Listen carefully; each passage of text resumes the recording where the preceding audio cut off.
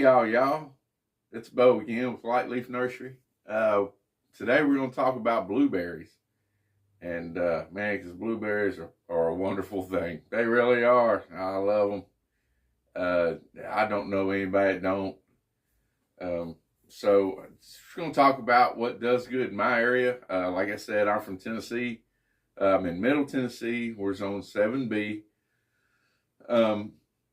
I've got a Climax blueberry right here. Now, this is a rabbit eye, and that is a type of blueberry. So it is native to southeastern United States, and they're a rabbit eye. They do really good here in the South.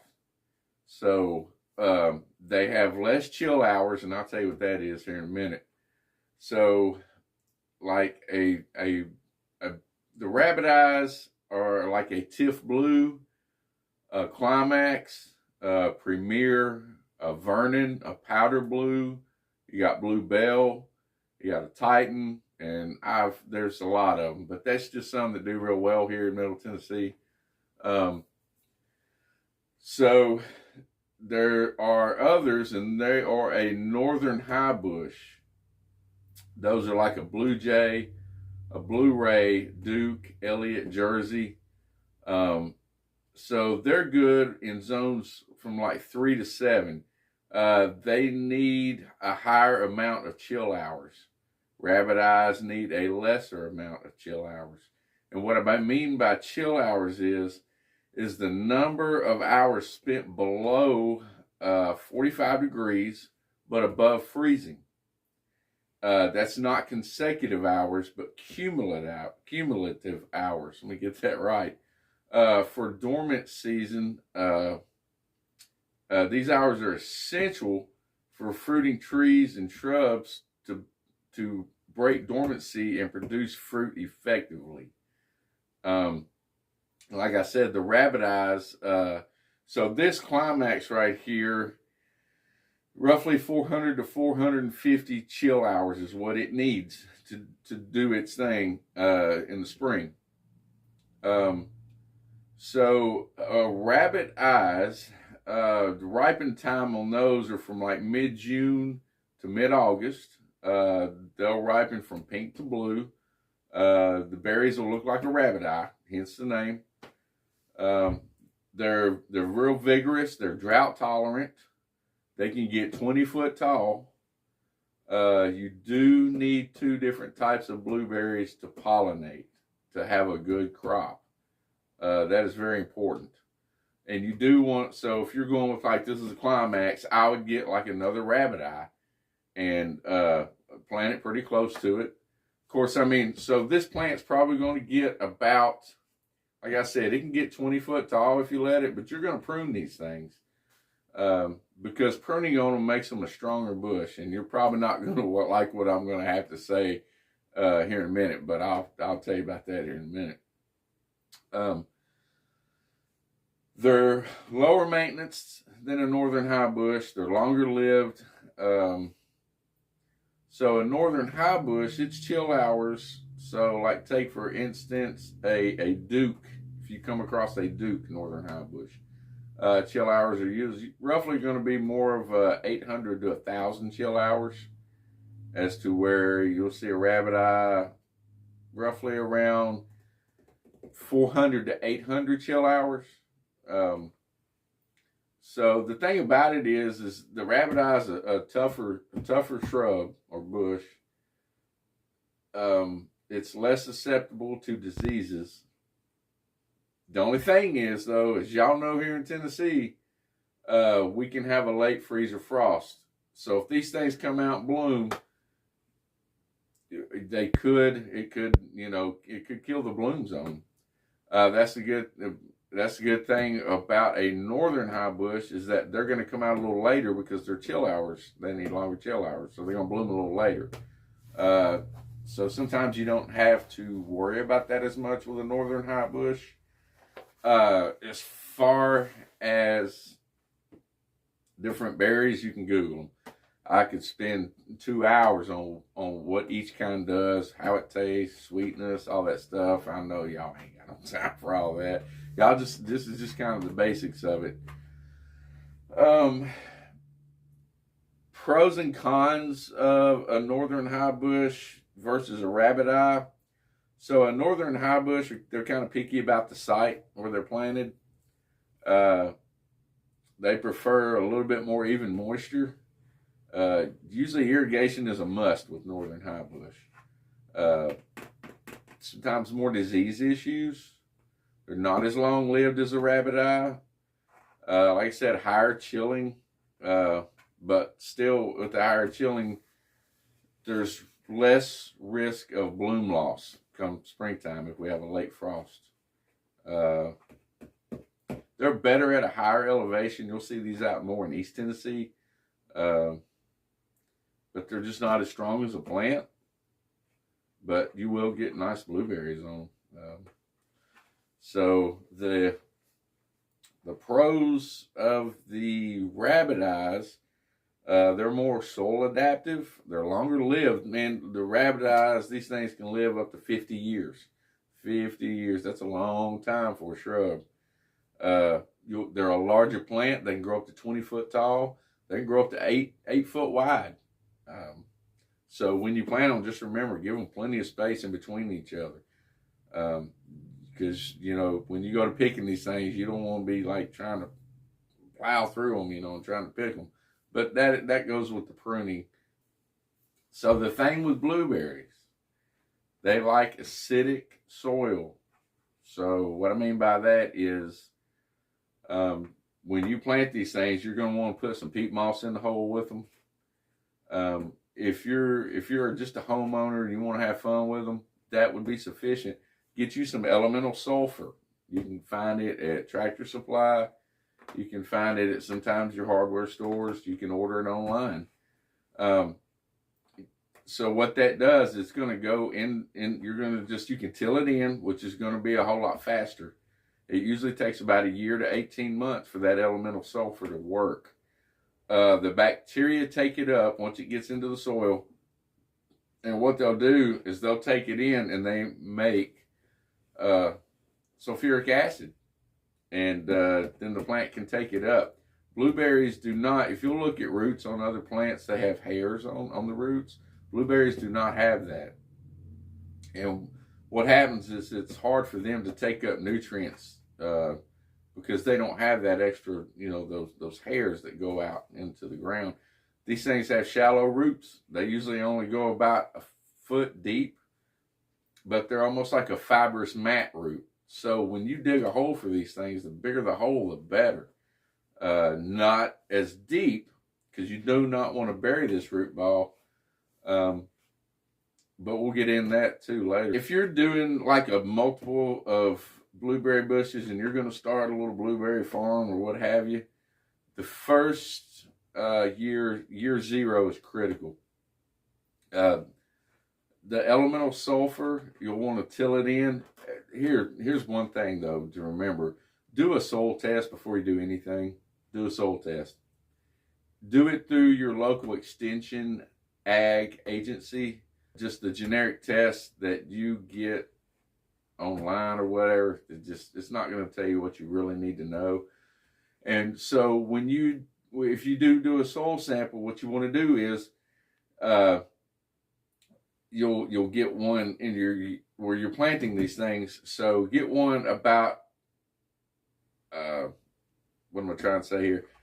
Get one over here. Get one about 5 foot from there. Get one about 5 foot from those two holes.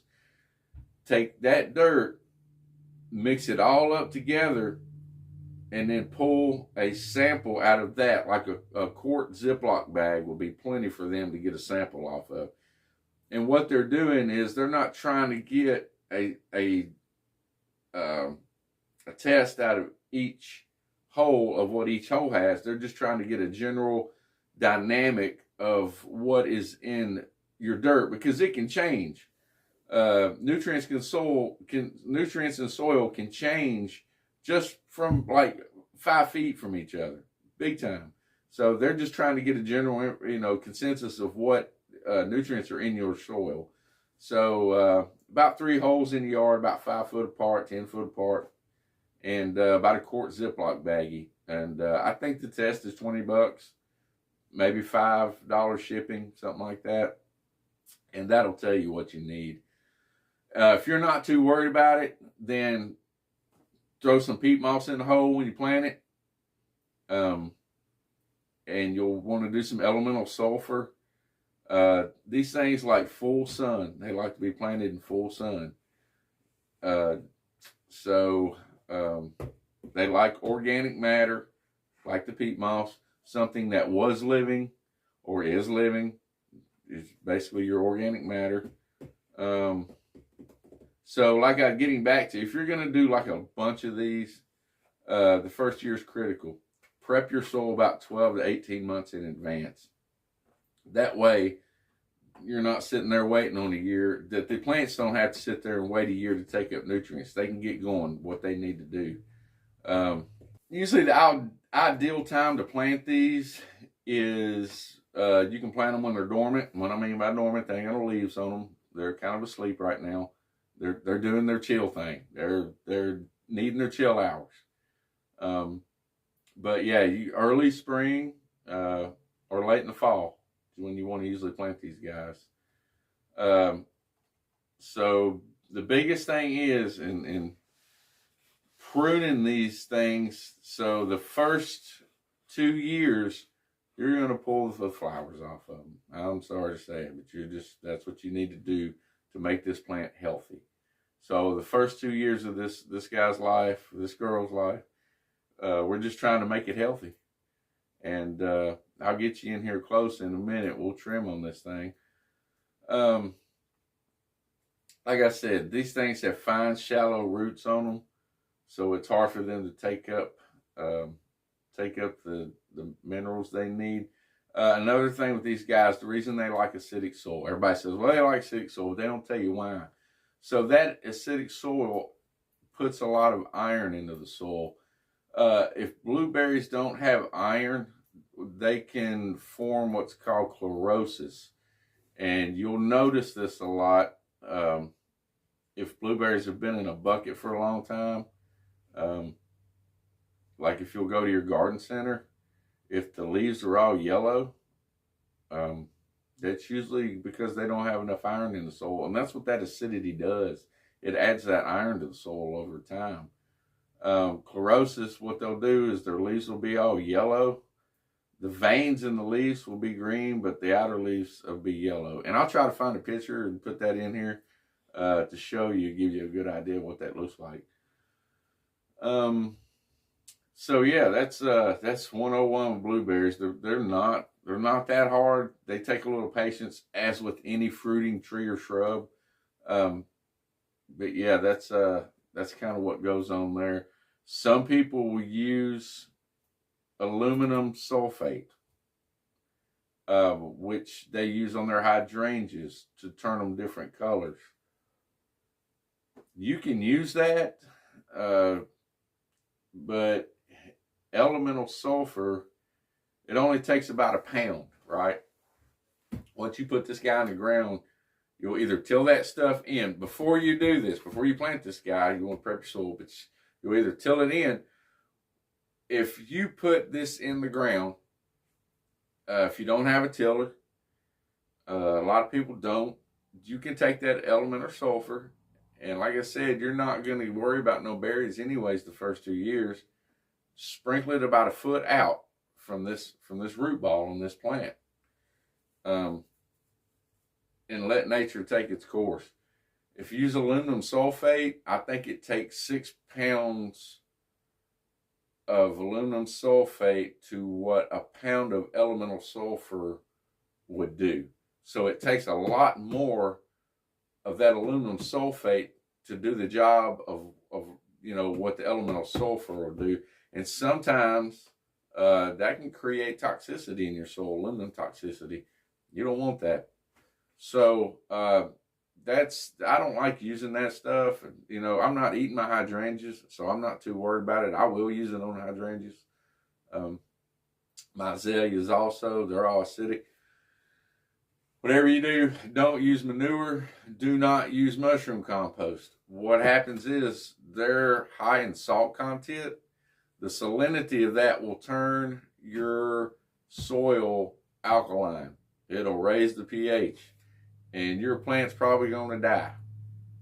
Do not use that. Do not use mushroom compost for azaleas, rhododendrons, hydrangeas, anything of that nature, because it raises the pH way too much, and your plants are going to suffer.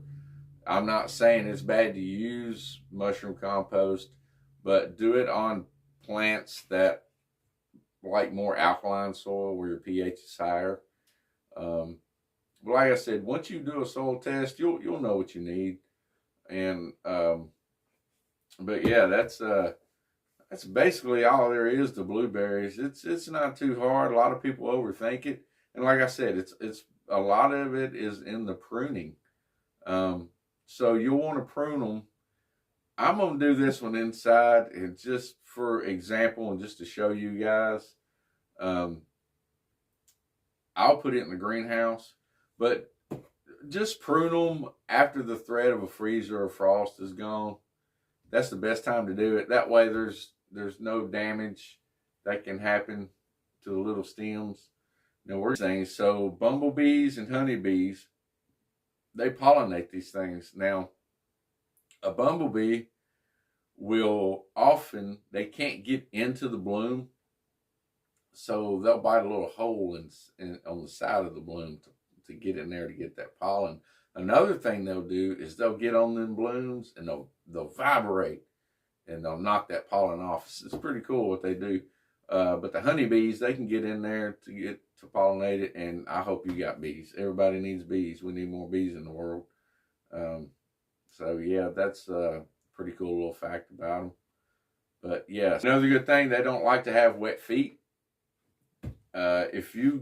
If you go outside where you're going to plant this thing and it's rained and you hadn't planted this thing yet, and you see that it's been holding water for a day or two and it's real, they're not going to like it. They're not going to like it. They're going to drown. They like well-drained soil.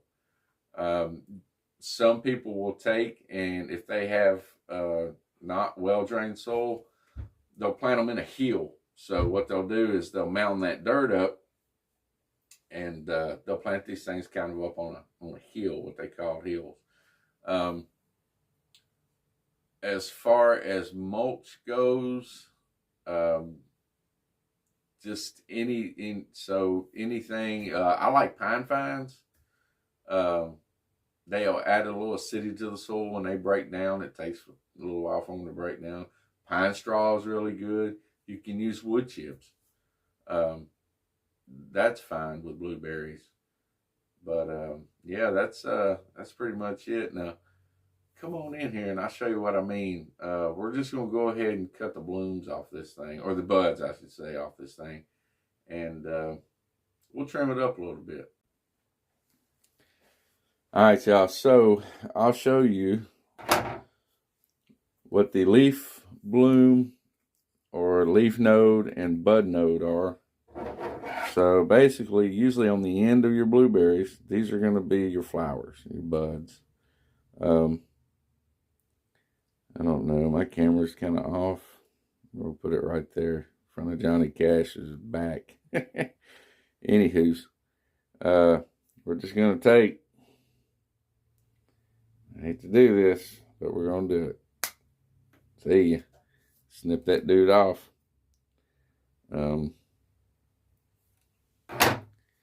You can tell the difference because usually the flower buds are kind of more rounded. The leaf nodes are more pointed, and they're gonna be like right there. I wish my camera would do this. There's a leaf node right there at the end of my finger. They're more pointed and they're down the branch some. Most of your buds are going to be on the tip. So, I don't know. See ya. Gone. So we're going to cut him off. Now, I'm just kind of doing this to this guy. to show y'all what's going on. Let me move y'all down a little bit here.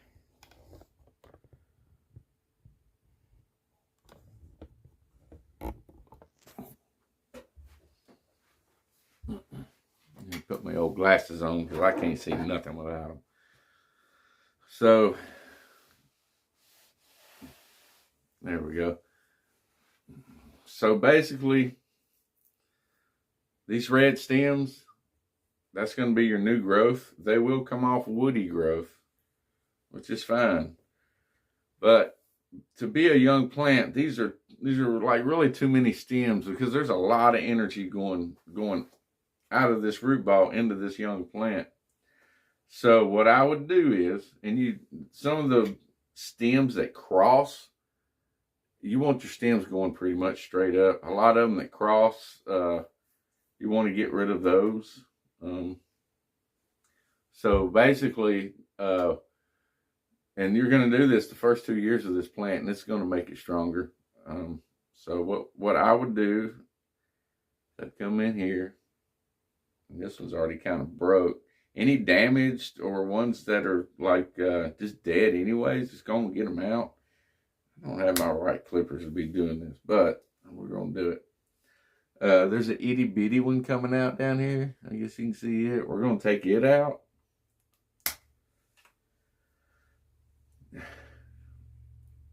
This one right here is separate from the main trunk. You can see me moving my finger.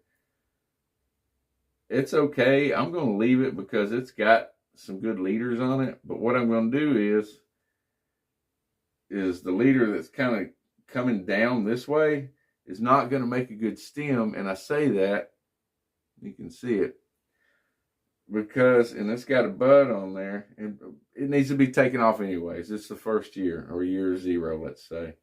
But actually 1 year, because it's probably been growing in this bucket for about a year and a half to 2 years. We're going to take it off. And before you do any trimming, man, take you some alcohol, or I hate to use bleach, but bleach works. Just because some people can't stand the smell of bleach. Go ahead and clean your clippers up, because you don't want to introduce any bacteria to your plant. Like if you've been trimming on something else and you just go straight for your blueberry plant or any kind of fruiting plant or any other plant for that matter, just clean them up. Give them a good wipe down. You don't know what might have been on that other bush you were trimming. So I'm going to take and I'm going to cut the ones that are going more lateral. I want them to go straight up. So I'm going to cut that one. And so let's turn around here. So basically this one's going kind of up now. And what I would do is, see, he's kind of wanting to come into this other branch. You don't want them rubbing either, because what that can do is rub the bark off of them when the wind blows. And if that bark gets rubbed off, you can introduce disease or pest into it. So I'm going to cut him off. I know y'all think I'm not murdering this bush, I swear. This branch right here, let's see if it's coming off this main stalk. It's wanting to go sideways. See how it's wanting to go over here? We're going to go ahead, cut him off. So y'all get the picture. I'm just wanting to mainly leave about probably 4 or 5 stalks on this thing. I'm going to come down here and cut this one off.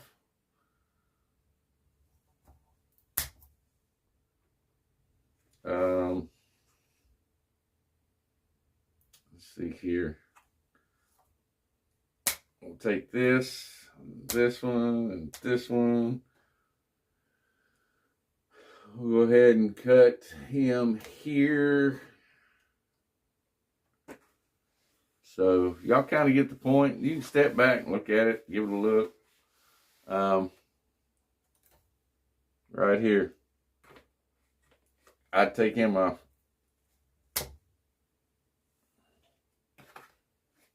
We're gonna take him off.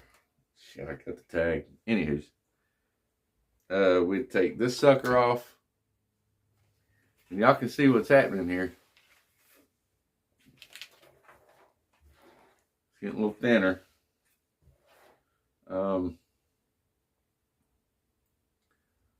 So, like I said, you can just trim them up. Just get the buds off. Because wherever you got a sucker coming out, it's probably going to have a bud on it. I would probably, he's pretty good. Going to take him off. Let's see here. Take him off. Take him off.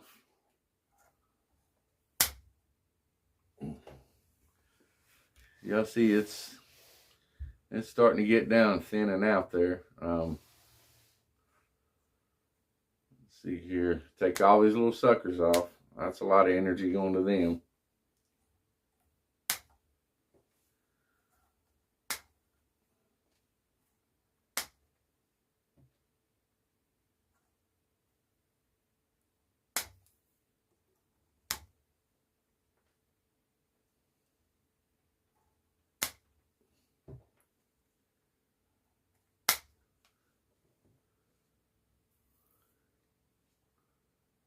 That one's got a bud.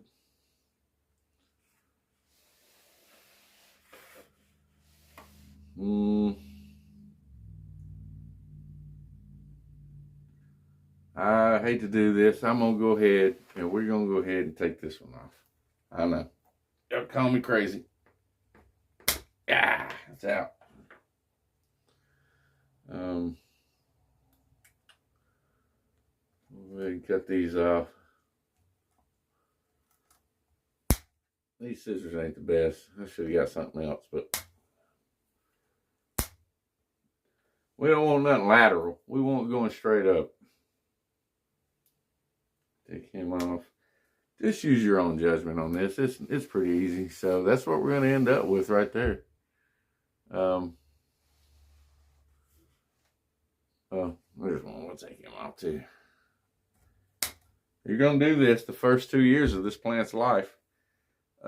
It's going to help it. It's not going to hurt it one bit. It's going to help it. It'll focus more on the plant energy just going to grow in the plant instead of having to try to produce.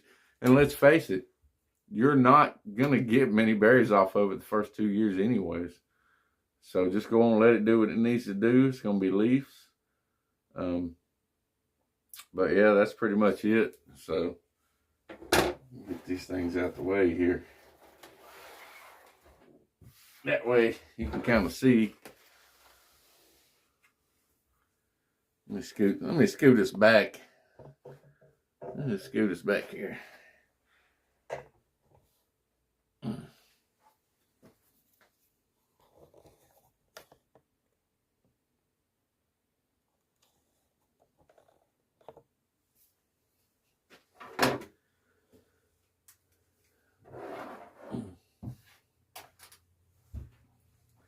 So there it is.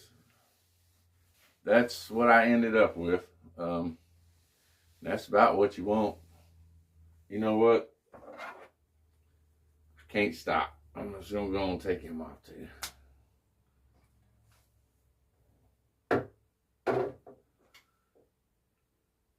Yeah, that don't look too bad.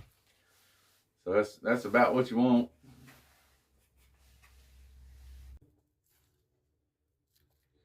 Hey guys, so we're gonna put this blueberry in the ground. It's pretty simple. It's not too hard. It's as long as you got some pretty good dirt to work with. Now remember, make your hole about twice as wide as your plant. I'll show you that here in a minute. And yeah, it's pretty simple. So let's get to it. All right, guys. As y'all can see, I got my hole dug. So I'm just gonna set this in here for reference right now. So basically, it's a little too deep because what you want is the top of this root ball, you want it even with the ground. It ain't actually too deep, but I want it up a little bit. I don't want it, you know, down in there when I put my dirt down in there that's going to cover the top of this root ball. You don't want dirt on top of your root ball. Compaction of dirt will suffocate a plant quick. This is not just, you know, for blueberries. This goes for pretty much anything you plant except for tomatoes. You'll bury a tomato. But so basically what you'll do is set them down in there. I'm about, I don't know, 5 inches wider, I should say, than this root ball. So that's sufficient. That'll be fine on that. So I'll go ahead and pull this little guy back out. This is a Climax blueberry, by the way. And what you'll do is get some of that good old peat moss. Tap it down in that hole a little bit. There's about 1. Put you another one in there. It's about 2.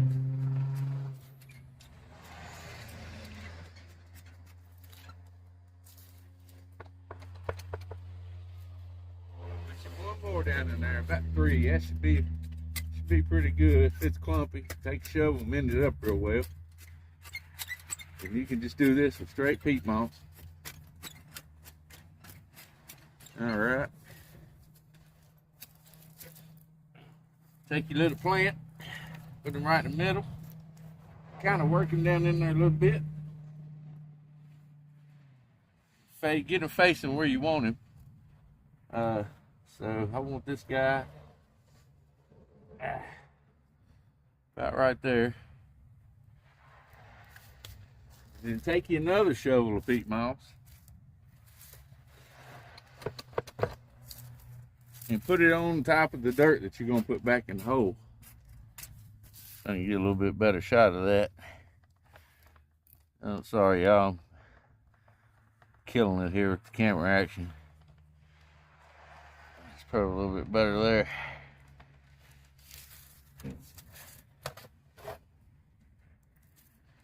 A little bit more peat moss. Mend it up real well with that shovel.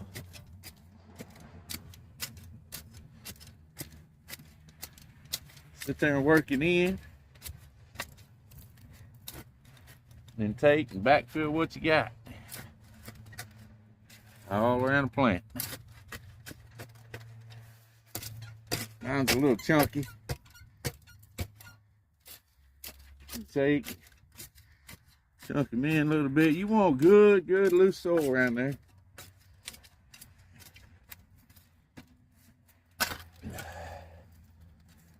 Put a little bit more there. We're gonna add a little bit more peat moss to make good black soil over in here. Now my soil's a little black because I've been mulching this with pine fines for a long time. So it's kind of composted into the ground. Pine fines will add a little acidity to it. Chop that up some more. Kind of like get my hands in there. You know what I'm saying? Don't be afraid. That's what gardening's all about, ain't it? Getting dirty. Get on in there. Push that around there.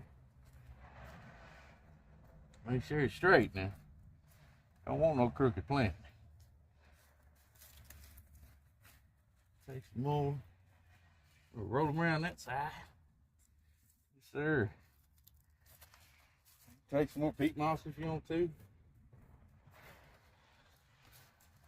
Throw some more peat moss in there. Set that. That's about how you want it. About even with your soil. Because what'll happen sometimes is when you go to water this, you're gonna have air pockets in here. And you might want to settle a little bit. So you won't want them settling below the ground. You want it at least even with the ground. You got about 1 inch right there. So that's sufficient. So what I'll do now is I'll come in. You can use wood chips. You can use mulch. As far as you can use salt. You can go as far as using sawdust if you want to. But what you'll want to do is, there's a mulch right there, but it's old. That's okay. You want organic matter, something that is living or once was living. I don't have my mulch readily available. I'm just not prepared today. But what you can do is you can take and put your mulch on top and then water it in real well. So once you get all that done, take your elemental sulfur and you'll just sprinkle it outside of the plant right here, about a pound all the way around this plant. And that'll, once you get it in the ground, go ahead and water it in real well.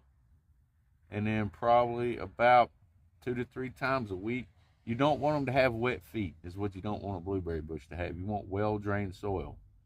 So, but anywho, that's how you do it. And we'll catch you in a minute. Bye.